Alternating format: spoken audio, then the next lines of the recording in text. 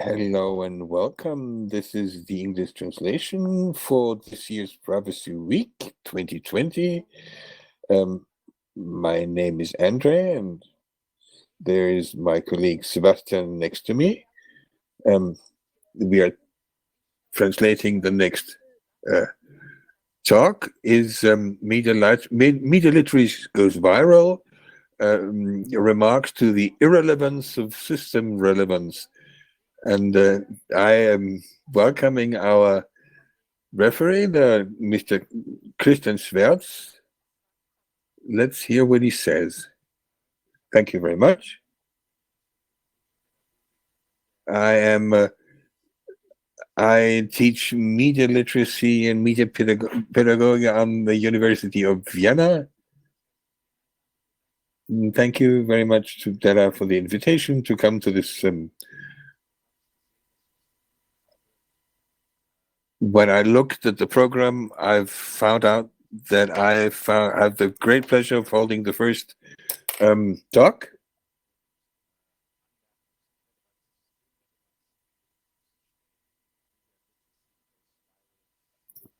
And I have the great pleasure to start this. And let's talk about first remarks about the irrelevance of system relevance. It's not as easy as that, and the title of this whole setup here explains it quite well. So we got here system, an exclamation mark, and is it relevant? And then there's a question mark.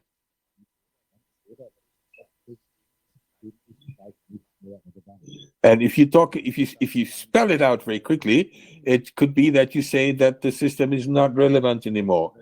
That may be a pun, but maybe it's intended. But the media has proven the last years. I mean, COVID is not the first crisis, but the main part of the most crisis in the last minute is common sense. There's not been part of it. And let's look at the systemical data. As far as spaghetti and noodles and toilet paper is concerned, majority thought that was relevant for the system. And during the first lockdown, so not only that, but suddenly all the toilet paper producers were in the media. And I mean, there were some people that realized that in their system would work as probably better work without spaghetti than with, and you can still order them online. But then the people realized that you don't only need noodles and toilet paper, but you also need people to sell them. So suddenly their work was relevant for the system. So system relevance is how many people are there available to sell toilet paper and noodles? Which leads us to the question, is that true? And how much system is really relevant? And how much system do we need?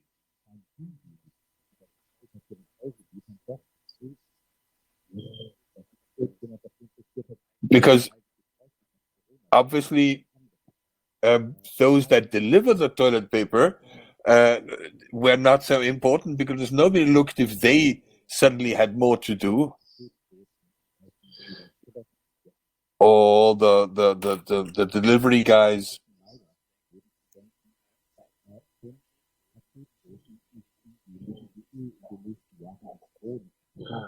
Maybe people think, delivery guys will be replaced by drones in the next 2 years, so who the heck cares? What do you do with system parts that have become replaceable or irrelevant? Actually, you can go to the return center when they're there and sort of stay there. That may be effective but let's have a look what system relevance means for workers and for banks. Because banks, that's where this expression comes from. And the 26-27 finance crisis showed this very clearly. And so there's this postulate towards the state entity that to help them if they've sort of blew it or it went up the wrong way. And this is a global understanding of economists. It seems a weird understanding because if a market fails, maybe he's not that relevant anymore, but you're not quite sure. When we're talking people on the other end of the feed chain, right at the low, I've taken out an example, a discussion of last week's. The title talks about you should have increase 5% for pay, and the trade union that represents these people argues with the point that they are system relevant.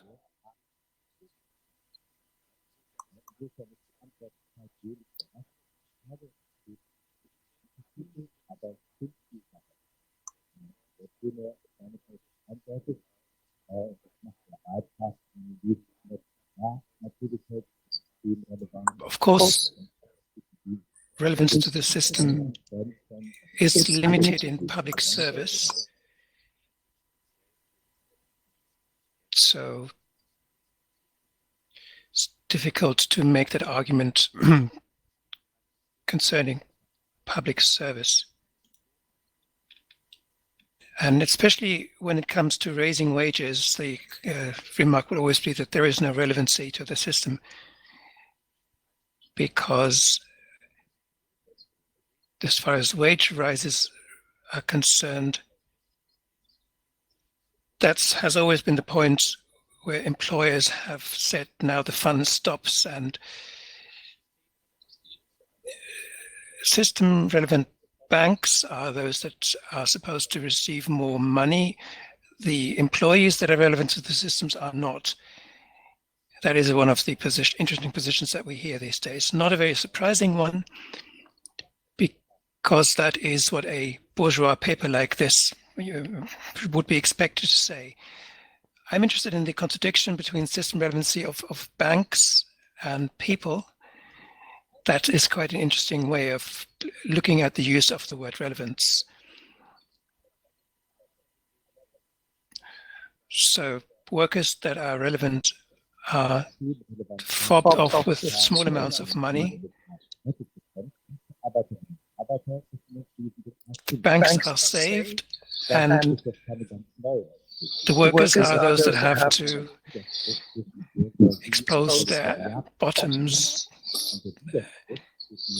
And this shows the contradiction and the in itself within the society, social system. So this rather outdated view looks at the struggle, the class struggle between the classes.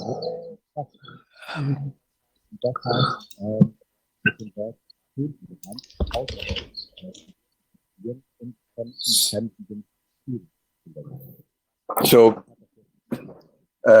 it seems that system relevance has been used to cover up in unequal structures, inequalities within the system. So let's look at this from close. So what does media to do with this? Obviously, some of it is called fake media, and there's many media that should tell you all about made news, and they all belong to capitalist institutions, and it looks like the fake news about fake news is fake news, because if the 5% pay rise that is asked for is definitely necessary,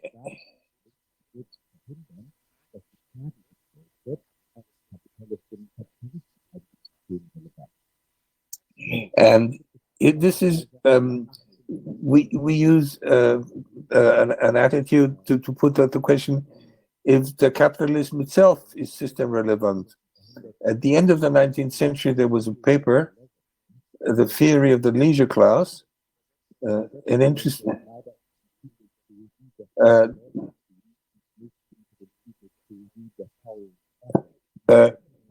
It shouldn't say the leisure class, it should say the lazy class, I think, in the title. And bourgeoisie has taken a bad habit from feudalism. They don't work, at least not productively. Oh, they go about and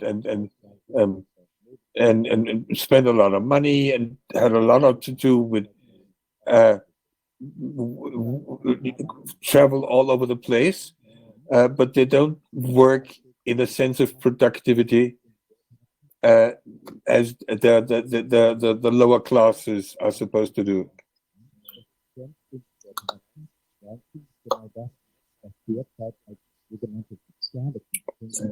As social competence for this class, you got this: you have to be strenuous, and you should be workable, and you should be attentive to your work.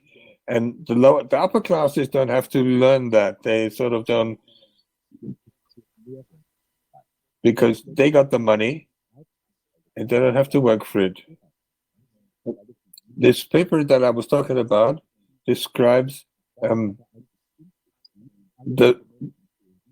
this leisure class as irrelevant, and he sort of with this declares that the relevant so-called rational markets don't work rationally, and it shows that capitalist systems are not relevant, not even for the economic system. One slide to mention such interests, and to recognize such interests and such structures within a medium is exactly what signifies media literacy and media competence.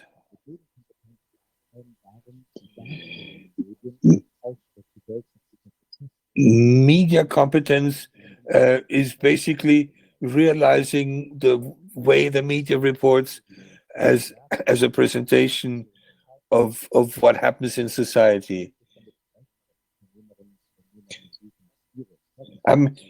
Basically, it's understandable that the owning classes, or the people who own the stuff will try and put their interests first, and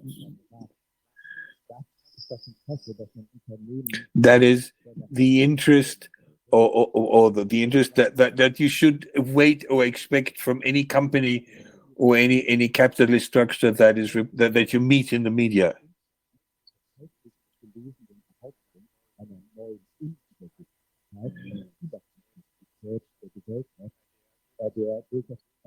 And these days you find a lot of quotes of that the inintelligibility of this society, or this society has become too complex, and I beg to differ. Last year I already said it in this place. The argument of not understandable, also Arnaud Barnet quotes this, who says, he says that society has become so diffuse and so incomprehensible that a normal human brain does not understand it anymore, and you need special systems to steer society. That's an interesting attitude, and I'd be interested to find out what kind of artificial intelligence system he would set up to structure his life.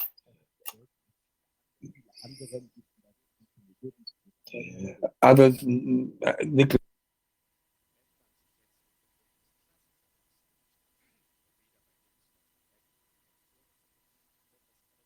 Now, if you take the term of the class struggle that even Luhmann uses, then the development of the, let's say, 120 years are not at all difficult to overview.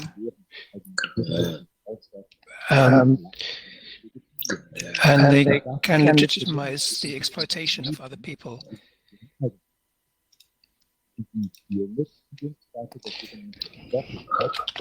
And the so-called double check that journalists like to stress is relevant here.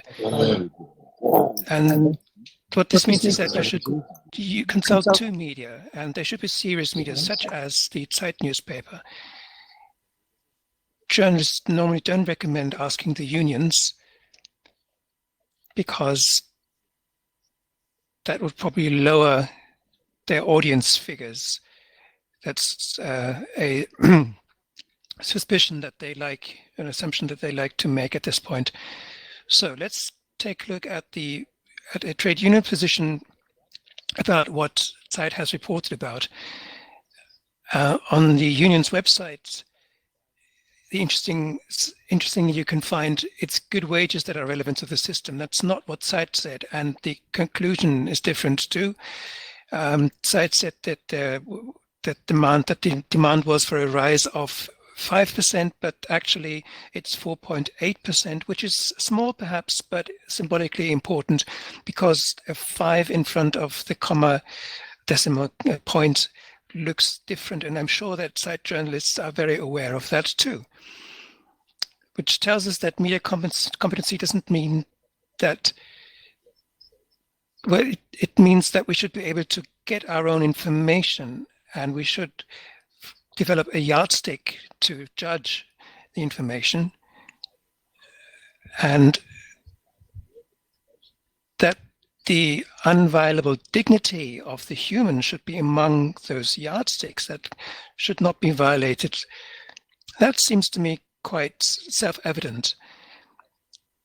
The dignity of the human in media education is the undisputed norm when it comes to teaching media competency, and that intention is actually shared by all people in media education. And I will allow myself to illustrate the intention with a second, maybe somewhat provocative example. And to demonstrate this, first I have to make another side remark, which is about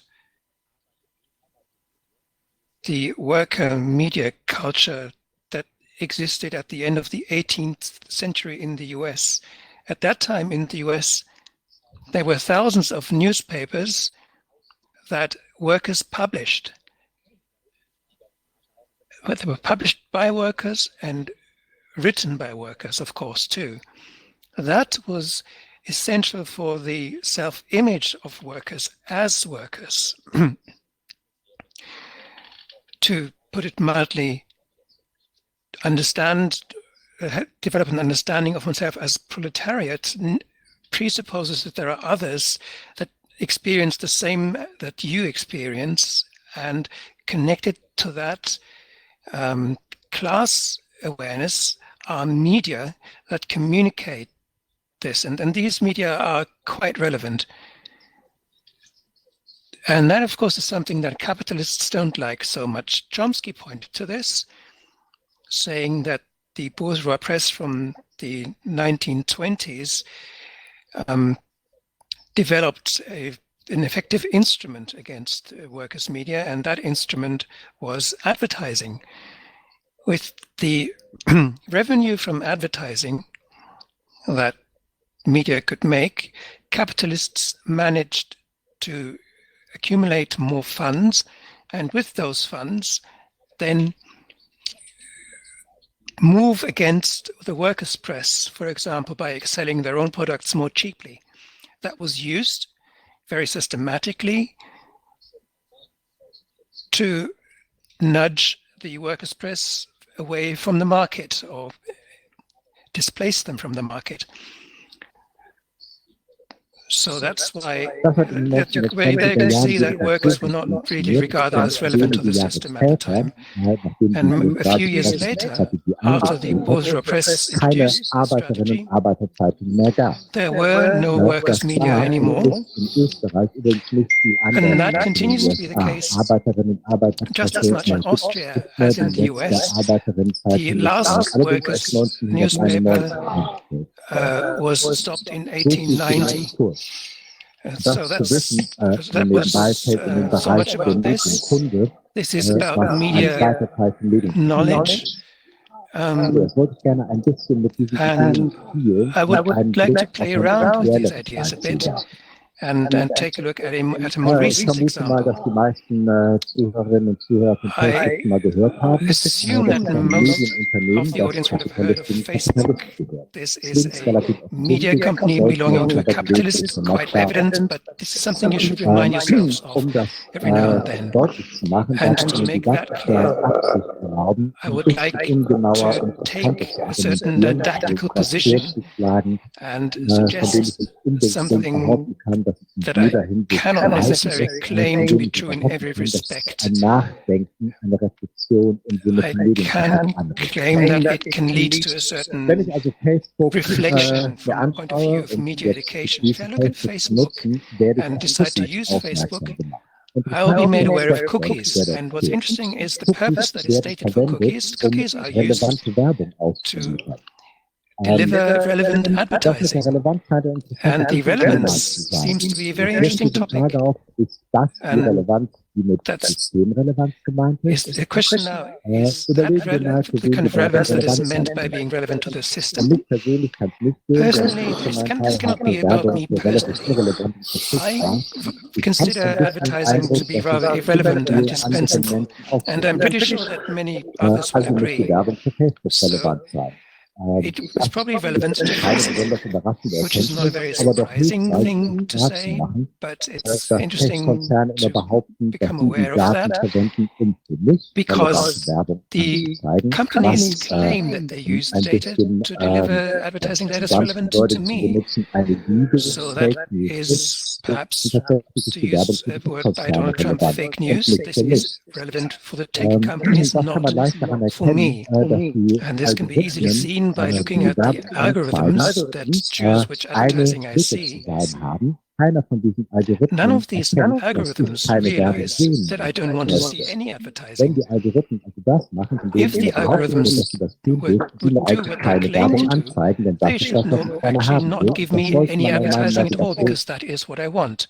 And that should be discernible from my communication behavior too. But that doesn't work. And that makes clear that the tech companies have certain problems with interpreting data, and that they focus their own interests rather than that can be realized from the data. But that's not what I'm really interested in here. I'm interested in looking at Facebook and to remind people of the destruction of the workers' media through advertising and the class differences, or to put it more didactically, to start a transfer of that knowledge. So Facebook does advertising. Advertising has shown to be relevant in the class struggle. Now, the capitalists that own Facebook, of course, want to increase their personal capital, that is clear, and they use Facebook as a means for class struggle. Let's look at that. This is the Facebook advertising manager. Most of you will have seen that. And on this page, I can choose which target group I want to reach with my advertising, the advertising that I want to place at Facebook. Now, this is the US page where I can set whether my target group is a more conservative or liberal or moderate one in terms of political persuasion. Socialists, communists, anarchists that I would like to address sadly do not appear on this page. What seems interesting, though, is the the distinctions that are made. The partition into groups means that people are put into market segments and only addressed as those market segments. Now, this partition, when I prepared this talk, my brain strangely found the divide and rule motto, which Wikipedia says is that the divide and rule strategy, Wikipedia says, is about partitioning a people that is to be ruled into groups of different interests so that, and I quote from the German Wikipedia, the groups would turn against each other rather than turning against the common enemy, end quote. From that point of view, the Facebook ad manager is an instrument in class struggle, which is set up so cleverly that the working population that uses Facebook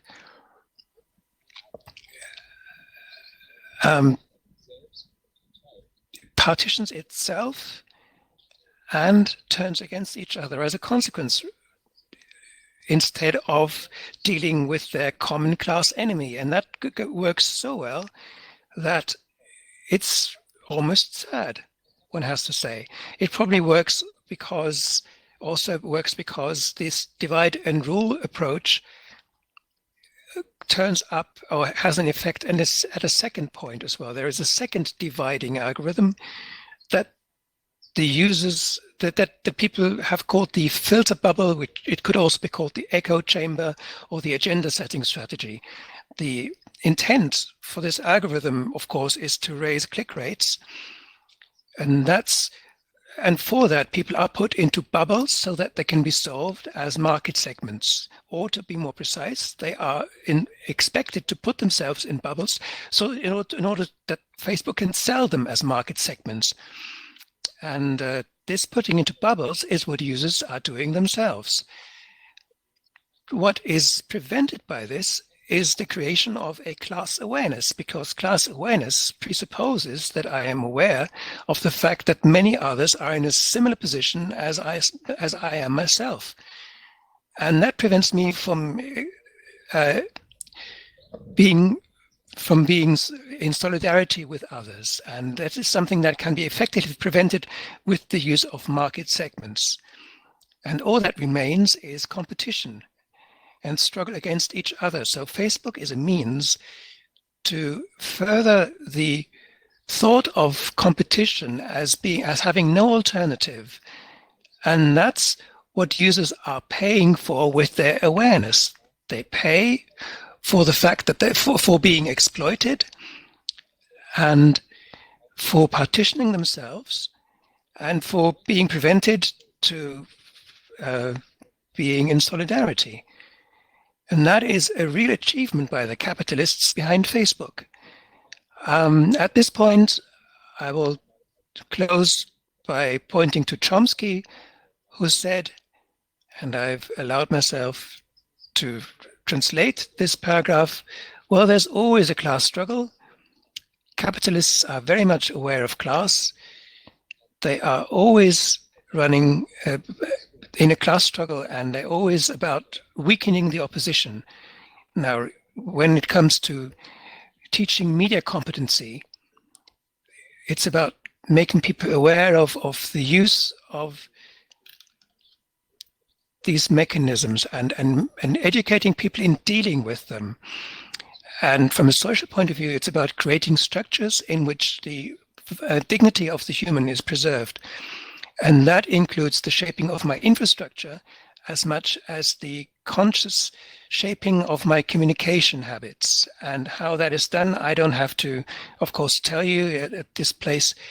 I can hope that with every Privacy Week, there will be new ideas that I can learn to further my own interests in communication technology, and which I can express my communication habits. And I'm very much looking forward to that. And I'm very grateful for your attention. Just a closing remark, maybe. I would like to discuss this, but of course that is not possible here. But as I understood, there is a different communication room that we can move to now. and in which we could talk about various ideas. One question to the directors: could we get the link to that other room in the chat, please? Yes, look, I'll see to that. Yeah, the colleague just sent me a link. Maybe I can try to. Here we are. Can everyone see that? Maybe you can, but probably you cannot click it because it will be sent as a video stream. Maybe I'll try to make it more visible for everyone.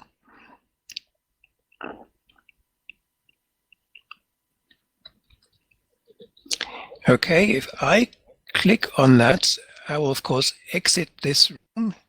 So I won't do that, or will I?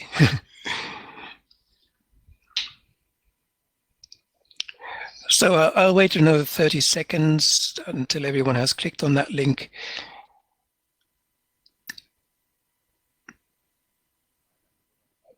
Question to the moderators: can you see whether that worked?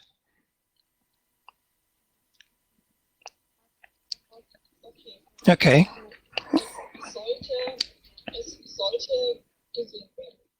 You should be able to see that link, I think. Otherwise, have you opened the Big Blue Button room?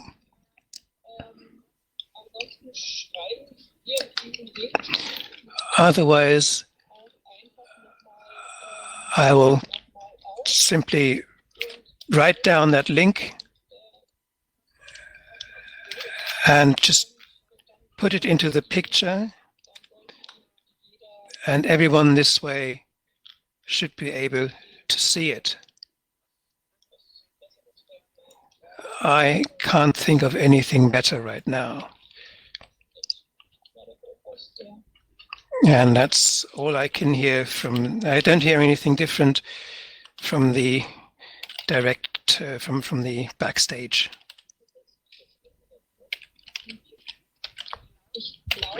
I believe that, and there he went. No, that was just a picture that was gone. Because I believe that before you disappear from here, there was a question that reached me, and that is one that perhaps at this point I would like to share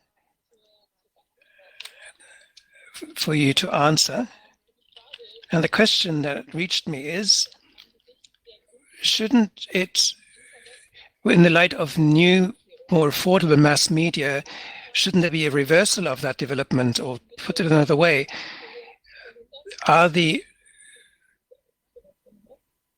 what are the logistical means that prevent this kind of turnaround? That is an excellent question. And that is a debate that was had in the 1980s and 1990s. And the hope in the Arab Spring, for example, had been expressed that the internet would further democratization, but the development in the last 10, 15 years showed quite clearly that first, it only led to a more fragmented democratization and solidarity. And secondly, in the last 5 to 10 years, this debate, this dispute of the disadvantaged people amongst each other has become so strong that dealing with the questions that the system brings up is not taking place. And I've always asked myself, admittedly, how I can explain that and what is behind that, even when I prepared this talk at a conference that asks about the system in its very title. So I wanted to develop at least a hypothesis how this fragmentization and the lack of readiness for exerting solidarity has arisen. Now, this segmentation, this partition into segments and this self-partitioning, self-dividing into those segments, that seems to me an explanation that at least has a certain plausibility. Yeah, that is a very, very interesting hypothesis and a very, very interesting talk. It was, with a lot of epiphany moments, at least for me, to understand that it's not just about toilet paper or spaghetti, but also about me as a person, and very personally too. And I will now hold something to the camera. That is this lovingly hand-painted link, but that's not the one that Philip sent me a few moments ago. That is the one that's a different one.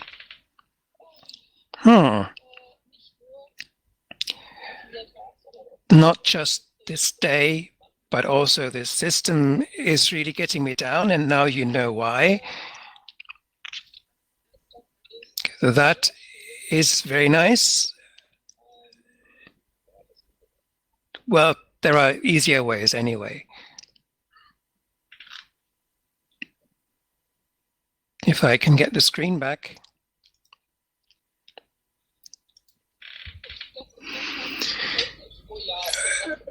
Yeah, actually, that is sensational. In contrast to what I've just tried, this is something that you can all read. And now I was wondering if I turn this into a link, whether people can click on it.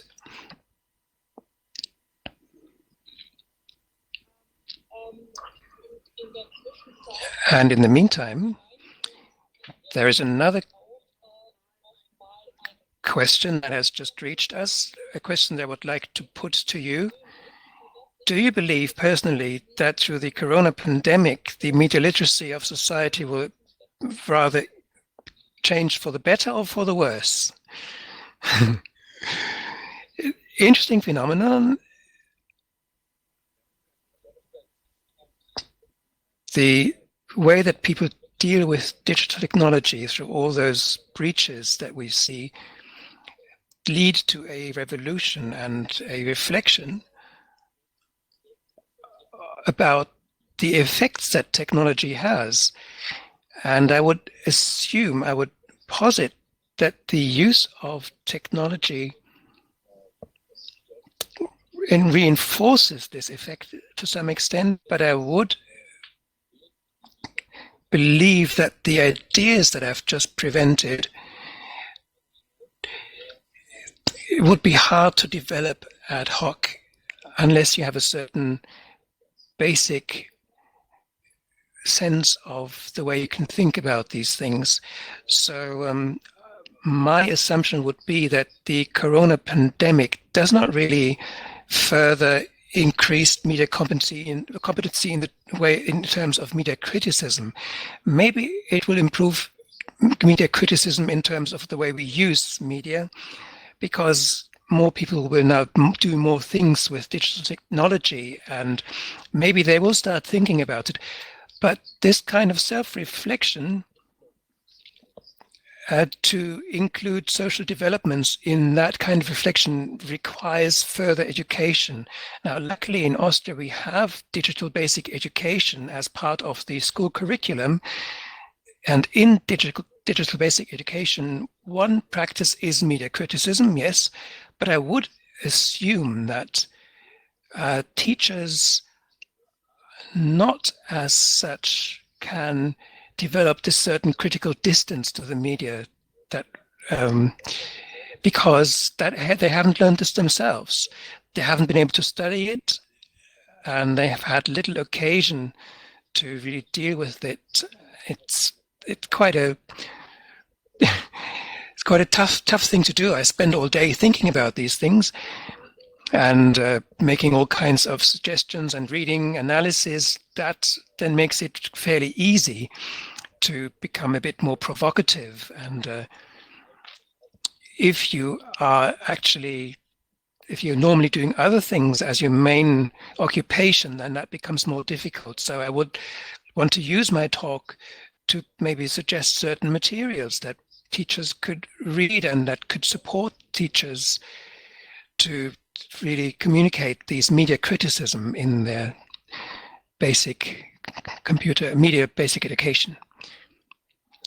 Okay, I will now move to the other room, and there are some technical problems there. My camera will not restart after I'm in presenting mode. So that is a problem that Jitsi has. I will have to stop and start in order to start my camera. So shall we just move into the workshop room? Yeah, and that is where, sadly, the non-German listeners will have to leave unless you want to follow and hear the content in German.